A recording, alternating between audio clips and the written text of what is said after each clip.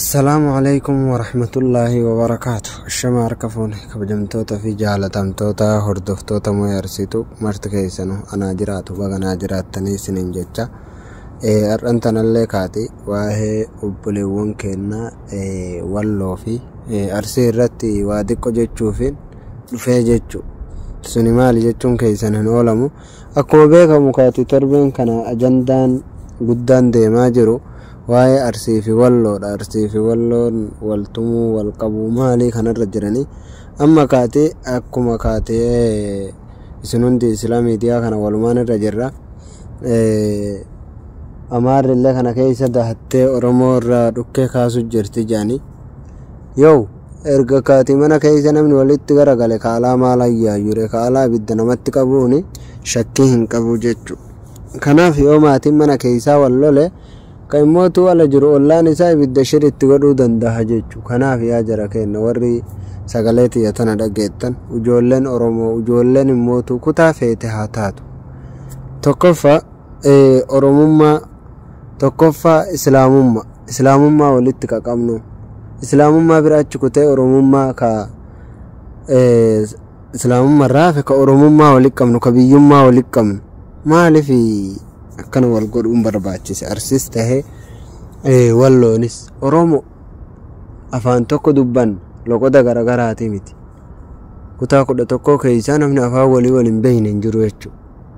Sinii galee jechi tokko tokkollee wal dhabu malee namni afaan waliin waan itti walii galu waan afaan garagaraa hin jiru jechuudha. Afaanuma tokko afaanuma Oromoo kana dubbata bahaadhiyaatti kaabaa kibbatti.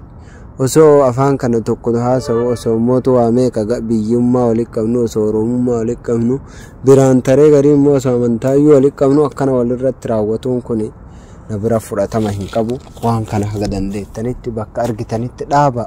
Waan fokkataa hedduu waan fokkataadha. Rabbi nurraa haa dhaabu. Isinillee bakka jirtanitti nurraa dhaabaa waan kana. Bilees nurraa dhaabaa isiniin jedha inshaallah. Ganuma isiniin jechuu barbaada.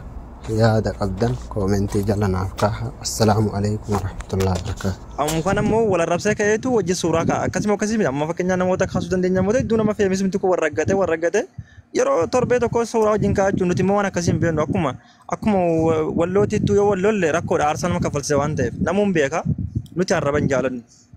Sijjamma arrabu waan jedhan kanan fedhan mataa kiyyaas amma inumaa xiqqoo takka wanni ta'e malee. Lambeessa asliin mana isaattillee nama waliin waraarseera dhageeffadhu. Faaffii ta'in waliin waraarseera. Warqinillee waliin waraarseera. Hanga tokko kabajanii qabnaaf dhageeffadhu. Har'a manguddummaa sin eegalle waan ta'eef. Immoo gaafiin gaafadhu yoo jiraate jarana nuti tuqamnu malee naman tunnu. Yoo tuqamne qofa si tuqna malee yoo hin tuqamin namni tokko nama tuquu hin danda'u. Abbuma fedhe haa ta'u. Yeroo baay'ee nuti Amaaraan kokkee wal qabna waan ta'eef maqaalee nu balleessuun barbaadina. Warri maanguddooti illee pilees nuti ilmaas kanaafuu ilaalcha keenya kana wanniin godinaati madaalliirra kaa laalaachuu barbaadeeti walumaa galatti fakkeenya amma waan akka nuti uummata san guutuu akka waan diina keenya ta'etti ilaalluuf tokko hin qabnu immoo atakaaroon kun uumame waan uumame kanarratti gara furmaataatti yemmuu wayya malee yoo dubbii kana kakkaasuun taate tokkoffaa irratti hiluudha jechuun abbaan ajandaa kanaan deemaa ture dhugaa walitti minamate mataan isaa kun as keessa jira wal arrabsineera na arrabseeranis yoo ta'e jechuun waan himannaa jedhame numan himanne baran numan haasofne waan Oromummaa si jibbisiisu jira ture dhageeffadhu. Hundi isaanii quba qabu nama Ibraan illee amma as keessa jira miti quba qaba jechuudha waan taamaa ture. Obsa waan Oromummaa si jibbisiisu hin jedhee sitti meetiin jira asumatti cuqqaaleen bira darbe uummata warri koomentiitillee naa hubadha. Himannaan barbaanne kalas. Mee yeroo takka deemsa obsa asli eluun arrabse eluun ansina arrabsine akka deemnu qeerroo sirreessa waan natti mul'atee jira obsa waan jedhee hin qaba. Dubbii kana qulqulloonnee araaramuu barbaannaa yoo ta'e jarri kun duuba kana jechaati jiranii waan achi wannaa jedhan ta'u akkanatti yoo asuma dhufne yoo waan kana kan dubbannu taate akkanatti walii qulqullaa'an jiran maaliifin himannaan isaanii kun Ogwana kana laale sunis san tuquu barbaada achiin tuquu barbaadanii asiin tuquu barbaadanii wanni kun duubatti hafuu jira natti fakkaate araarama qulqulluu araaramuun jira waan ta'eef rakkoo isaanii guutuu walitti fayyinee No, qeerroo achi dhiisi achi duubatti nafu yoo ka duubaa san barbaadde duubatti nafu qeerroo dhiisi ka duubaa tuquu jiran jarri kun amma argaa jirtan amanu ka dubbachaa jirru miskiinni lafarraa ayyee himannaa tokko jennee galla kalas jalqabarraa kaafne iluun illee as keessa jira isin yoo xiqqoo takka sabartanoo warri waraanaa kun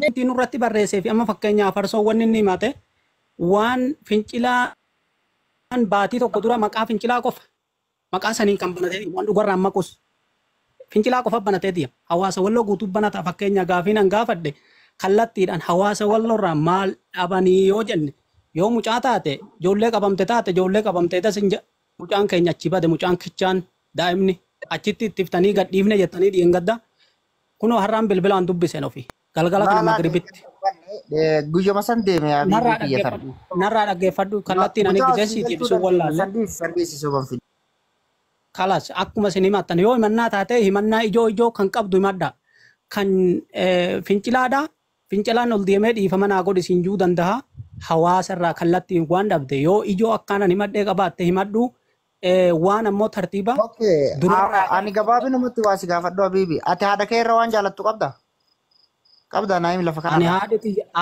haadhati ya dhaggeeffadhu anaaf hin argamtu qaali abbaan kiyyaa fi haadhi kiyya yoo duniyaa tanarraa darban namni naa dhufu hin jiru. Nama tokkicha haa ta'u, 5 haa ta'u, 6 haa ta'u, 7 haa ta'u. Gaafa ammoo atiin kuniyyuu gastiisan keessatti bira seenaa turte fakkeenyaaf. Maaliif maqaa kana akkana baafatte jettee gaafatte? Khaliifaa mucaa warra Harargeessun Khaliifaa mucaa warra Harargeessun gaafate. Abdii bilisummaa kun gaafate. Qeerroo jajjabee kana waan hin ta'iniin alatti ijoolleen teessan guutuun Jaamsi Walloo sanis haa ta'u ol seenee gaafatee maal si godhe mucaan kun nu arrabse moo waan nu hin jedhe moo maaliif maqaa kanaan baafate jettanii gaafattanii hin gaafanne jechuudha.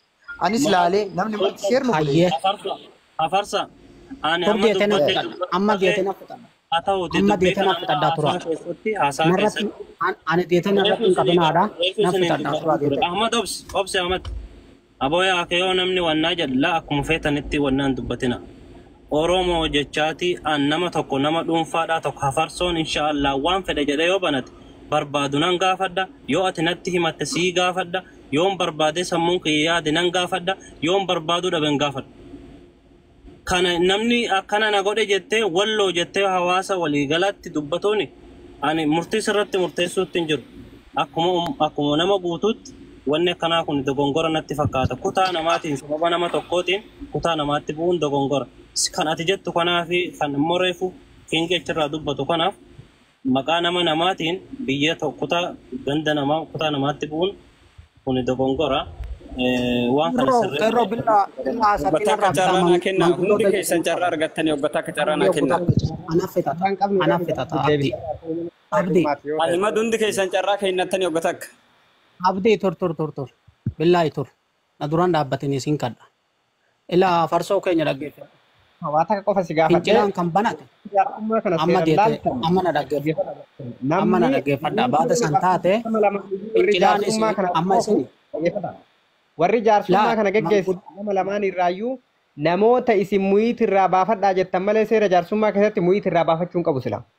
Namni nama tokkoof kennu kaasee naa geggeessu nama kana nama kennaa fi nama wanni irraa buusu. Kanaafuu hundi isaaniitu yoo wal jala wacci taate waa hedduu waan haasuu hin qabna bar dhugaa jirtu walitti himneetiniin waan dhugaa irratti walii galleetiniin araara kana yoo fudhanne akkasitti waliin deemne sanaan alatti yoo ta'initti hundi isaatu yoo akkanumatti ol ka'ee qacaffaru taate yoo dhibbaan dhibba dubbanne badiin kun irraa akka ka'ee jalqabarraa kaanetiin wal himanneetiniin dubbii kana yoo dhumate jidduu kennan nageenya abu sanaan alatti immoo hundi isaaniitu yoo itti kufna jedhe qabsoo isaanii karaa barbaade itti deebi'ee itti hafuuf jechuudha. Akkasitti nama tokko nu godhaatee qulqulleessaa waan kana yeroo meeqa irratti qabdanii nam fixachiiftanii yeroo meeqa namarratti hin qabinaadha carraa fixadha. Ahmad mee carraan ati maal taate gotaa akkanaan dubbadha. Abdiin aduubaan dubbatta. Abdii tokkicha seera baafanna laa. Ilaa akkiin jee yoo Ahmad tokkicha yeroo dubbachuu barbaaddanii nama fixachiisaati maayikii keessan cufaa banaa mallattoo naa kennitu jechuudha. Sana booddeen isin galchaa jechuun isiniin dubbadhaa jedhee akkasii wal lagaa deemnu hammuma walitti dubbattanii manni ho'aa jira waan ta'eef iyyuu akka ho'uun barbaadamu tasgabbeessuu barbaadna waan ta'eef mallattoo naa kennitu akka dubbachuu barbaadan maayikii keessan tuqxanii bantanii cuftanii bantanii jechuudha.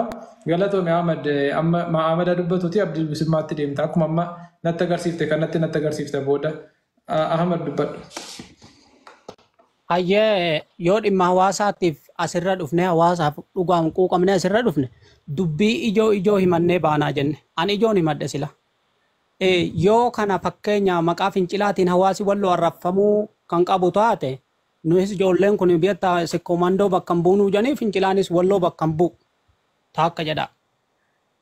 Ammoo hawaasaaf quuqamne jennaan dubbii ijoo manguddootti kennadhaa irran deebinuu takka dubbannee dabarraa seneechi irran deebinuu ijoo dhugaan qabdu lafa kaa'a. Yoo namni keessan qabame keenya qabame.